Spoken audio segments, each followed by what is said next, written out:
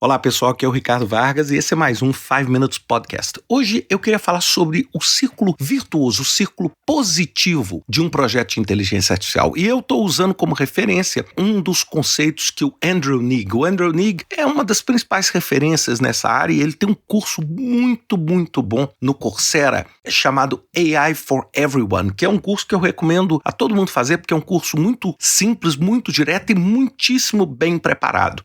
E ele fala nesse curso explicando o que faz um grande projeto de inteligência artificial. Bem, e eu queria mostrar isso com duas visualizações que eu queria que vocês abstraíssem agora. Então imaginem um diagrama de Venn, ou seja, o diagrama de Venn é aquele diagrama onde dois círculos eles têm uma interseção e uma área comum entre eles. No primeiro círculo, vocês coloquem o que a inteligência artificial pode fazer. Esse é o universo. Dentro desse círculo está tudo que hoje a inteligência artificial consegue fazer. E no outro círculo, o valor para o seu negócio. Bem, um projeto de inteligência artificial só tem sentido se existir uma interseção entre esses dois círculos. Ou seja, se existir coisas que a inteligência artificial pode fazer que gerem valor para o seu negócio. Ou seja, a gente não faz um projeto de inteligência artificial só porque a gente está com medo de ficar fora, né? Como eu falo, fear of missing out. Ou seja, a gente faz não é só porque existe uma tecnologia disponível, mas sim porque existe uma tecnologia que agrega valor ao nosso business. Então é muito importante porque o que acontece? O que a AI pode fazer está mudando o tempo todo. Então imagina que esse círculo, toda hora ele está se expandindo e um monte de coisas que eram inviáveis há um ano atrás, hoje são muitíssimo viáveis. E esse círculo virtuoso ele se baseia no seguinte. Então prestem atenção nessas consequências, ou seja, quando você tem muito dado, ou seja, você tem um banco de dados onde você tem um treinamento e você consegue desenvolver melhor, você tem um algoritmo melhor. Então mais dados vai levar você a ter um algoritmo melhor. Bem, ao ter um algoritmo melhor, o que vai acontecer? Você vai ter um serviço melhor, ou seja, você vai dar uma resposta melhor para o seu cliente, para o seu usuário. Naturalmente, você vai ter mais quantidade de uso, ou seja, as pessoas vão querer usar mais. Quando as pessoas usam mais, você angaria uma maior quantidade de dados. E por que eu estou falando isso? Por isso que é tão difícil hoje para uma empresa normal competir com essas grandes empresas de tecnologia.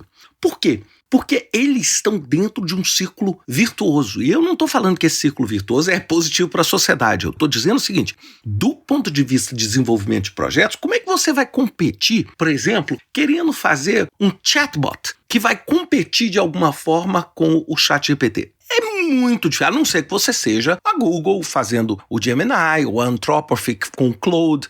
Por quê? Porque é muito difícil. Por quê? Porque a quantidade de dados que eles têm permite com que eles tenham um algoritmo melhor, um serviço melhor que gera mais uso, que gera mais dados. Ou seja, inteligência artificial, ela aprende pelo uso. Imagina que você está criando um jogo de inteligência artificial. Quanto mais gente jogar o jogo, mais você evolui naquilo. Então, por exemplo, quando a Meta lançou recentemente o Llama, essa nova versão do Llama, e ela dá isso gratuitamente. Por que ela está dando isso gratuitamente? Porque ela quer uso. Porque o uso faz com que o trabalho que ela tem de desenvolvimento entre nesse círculo virtuoso.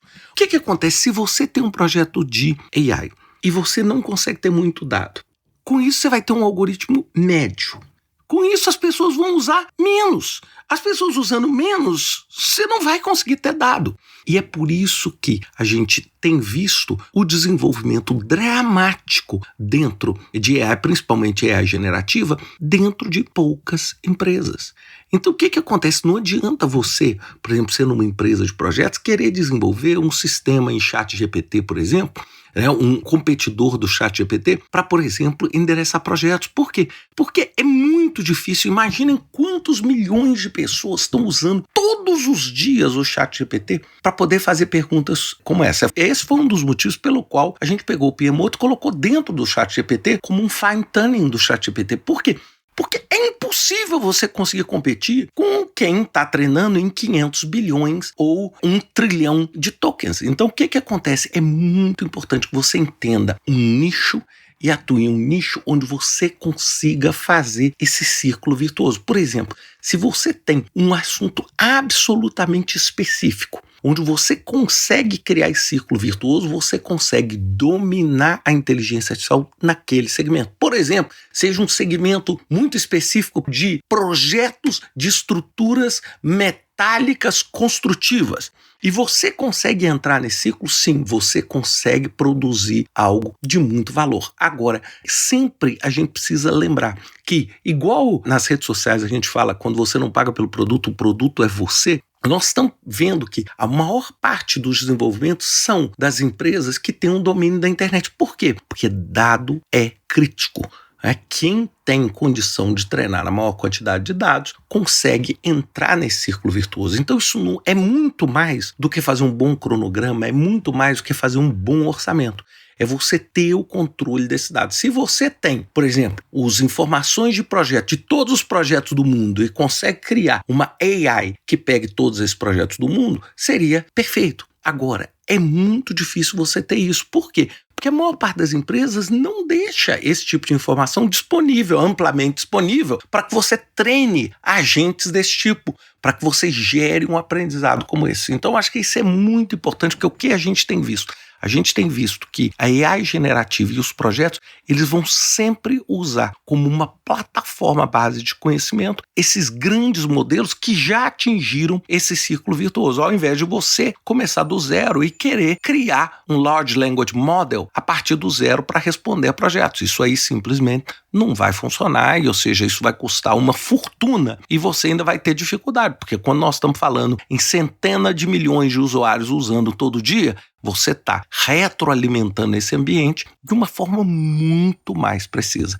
Pensem nisso, dê uma olhada e eu sugiro muito, quem tiver aí 3, 4 horas para fazer, façam esse curso do André Onig, ele é gratuito na Coursera, vale muito a pena para a gente ter uma ideia geral, porque sem dúvida nenhuma, se você está ouvindo esse podcast, existe uma chance enorme que você de alguma forma vai estar participando de um projeto de AI. Uma ótima semana para vocês, até semana que vem com mais um 5 Minutes Podcast.